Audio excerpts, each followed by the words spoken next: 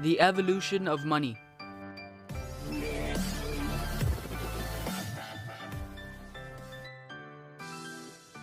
Hello everyone, welcome back to Omid Media. Before continuing, don't forget to subscribe, like, and share with your friends, and be sure to watch until the end. Enjoy. Money, in and of itself, might have an actual value. It can be a shell, a metal coin, or a piece of paper. Its value depends on the importance that people place on it, as a medium of exchange, a unit of measurement, and a storehouse for wealth. Money allows people to trade goods and services indirectly. It helps communicate the prices of goods.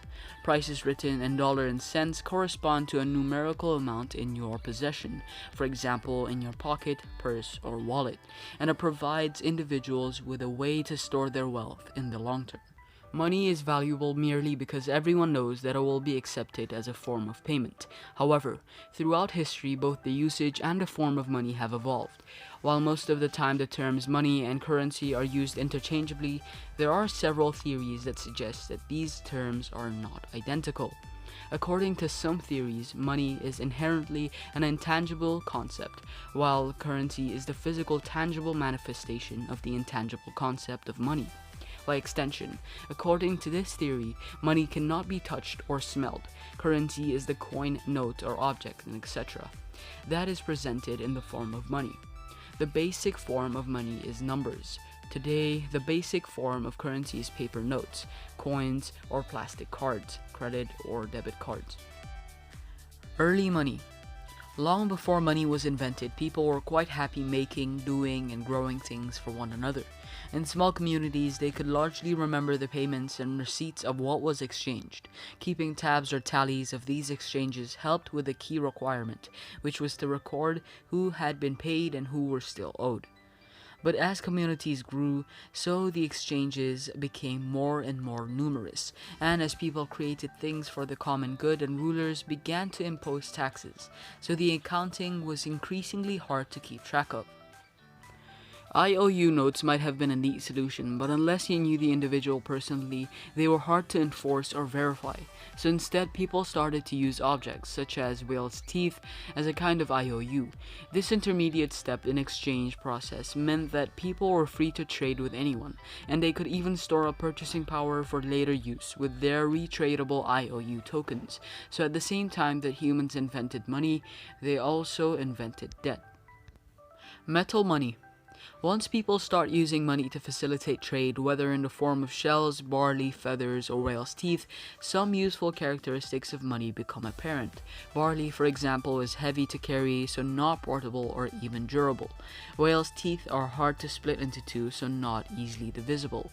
Shells can be picked up on any beach, so not exactly scarce. And if the token standing of money doesn't have much intrinsic value, like feathers, it's hard to trade outside your immediate community. Another noticeable feature of money was that having a lot of it made you powerful, and power would get you a lot of it. So kings hit on the idea of minting coins from precious metals, stamping them with an emblem that guaranteed their weight and value. Metal money ticked all the money boxes, and because it had intrinsic value, it could be used to trade with other communities. But the success of metal money brought temptation, and sovereigns soon realized that by slimming down the coins or slipping cheaper based metals into the mix, they could make money by circulating debased currency worth less than the face value. Controlling money. Years ago on the Pacific island of Yap, the nearest thing to gold was the Ray Stone, notable for its enormous size and weight. From the day the chiefs decided to ask for their taxes in Ray Stones, it meant that for all taxpayers, the currency became universal, unavoidable, and under the control of the chief. The most valuable Ray Stones were just so heavy that the Yap population tended to leave their currency in one place and then trade effectively on promises. Any trader who owned a Ray stone on Yap could issue a promissory note against the value of their stone, and thus banking was born. And once the chiefs accept these promissory notes, instead of Ray stones for their taxes, they effectively lose control of the amount of money in circulation, the money supply. Money and inflation. In the 16th century, Spain brought home massive additional supplies of precious metals from the colonies, but what seemed like a dream come true and should surely boosted the trade turned sour when traders simply put up the prices of their goods to match this new purchasing power.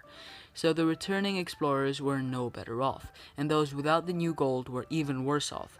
It was only those who had debts, which had in effect got smaller, who were actually better off. This was the first appearance of a theory that too much money chasing too few goods can cause inflation, unless that is that traders produce more goods, or unless the newer, bigger money supply circulates less rapidly by people saving more, either because they are rich enough or because they're particularly gloomy about the future. International money. In the 18th century, the British forced their colonies in America to pay their taxes in pounds, and they made it illegal for the British colonies to print their own money. This meant that the colonies were forced to trade with the motherland to access the currency. According to Benjamin Franklin, the American War of Independence was caused by the sheer burden of British taxation and the disadvantageous trade needed to access British pounds. And the hard-won freedom after the war allowed the Americans to create the American dollar, which, because of the country's vast trade and trustworthy tax base, eventually became the most widely used currency on the planet, leading many countries, including Britain, to store large reserves of dollars. But by choosing to keep a reserve currency in dollars, the UK ceded at least some power back to those runaway Americans. Money and building banks. By the 19th century, banking had become a thoroughly respectable business. Making a profit by basic money lending, banks paid a lower rate of interest for the money they took in than they charged all the money they loaned out. But the banks soon realized that as long as the depositors don't ask for the money all at once, they could in fact lend out many times more money than they had on deposit. This is known as fractional reserve banking. On rare occasions when depositors all tried to get their money at once, there was a run on the bank, and the effect on the wider economy was so serious that governments started to insure customers' deposits to prevent it happening, and thereby enabling banks to loan out more and more. Money and saving the banks. To understand how governments tried to prevent global financial meltdown after 2008, economists distinguish between two kinds of money: money created by banks inside the banking system and money created by governments outside the banking system. When a bank creates money by making a new loan, the bank acquires a new private asset, the loan, with an equivalent private liability to the borrower to pay it. This is money created inside the banking system. Governments can create money by selling new bonds. These bonds go into circulation as new private assets, but there is no equivalent private liability to them. Instead, this outside money is added to the public debt. Although it's normally a very small percentage of total money in the economy, it was this outside money that was used up to buy the bank's bad private debts and write them off. The private sector retained its wealth with new assets inside the system, supported by government with public debt from outside the system. Mobile payments. The 21st century has given rise to mobile payments. They are money rendered for a product or service through a portable electronic device such as cell phone, smartphone, or a tablet device. Mobile payment technology can also be used to send money to friends and family members. Increasingly, services like Apple Pay and Google Pay are vying for retailers to accept their platforms for point-of-sale payments. The bottom line is, even though mobile payments are becoming increasingly popular amongst people, money still has a very real and permanent effect on how we do business today. Okay guys, that was it for today's video. If you liked it, please don't forget to subscribe, like, and share with your friends. Have a great day and a fantastic one, everyone.